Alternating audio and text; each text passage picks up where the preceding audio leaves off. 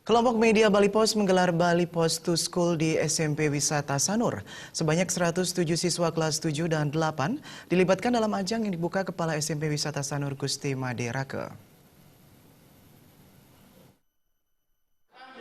Selain melibatkan siswa, pelatihan jurnalistik serangkaian Bali Post Goes to School juga melibatkan guru pembina ekstrakurikuler dan guru bahasa Indonesia. Program ini diisi dengan cara mengumpulkan fakta, berpikir kritis soal fakta, membuat berita, pelatihan fotografi, teknik wawancara, menulis berita ringan, dan menjadi wartawan televisi di Bali TV.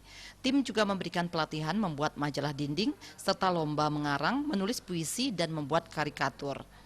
Kepala SMP Wisata Sanur Gusti Maderake mengungkapkan rasa terima kasihnya karena anak-anak didiknya dilatih secara intensif dalam hal teori dan praktek di bidang jurnalistik. Ia yakin ilmu ini tak lekang oleh zaman karena selalu diperlukan di era digital. Ia pun menjamin pelatihan ini akan memberi bekal kecakapan hidup baru bagi siswanya. Pelatihan jurnalistik juga dikaitkan dengan program jeda semester dengan tema Ayo Belajar, Tingkatkan Prestasi, Berkarakter, Sehat, Peduli Sesama dan Lingkungan. Acara juga diisi dengan tertib lalu lintas, pola hidup sehat, menjaga lingkungan dan peduli sesama. Ia mensyukuri pelatihan jurnalistik ini dibuat sangat intensif yang membuat siswanya dari belum tahu menjadi tahu dan bisa. Sangat antusias mengikuti kegiatan ini dan tentunya kami banyak berharap dari pimpinan redaksi Bali Post untuk selalu memberi pembinaan kepada anak-anak kita.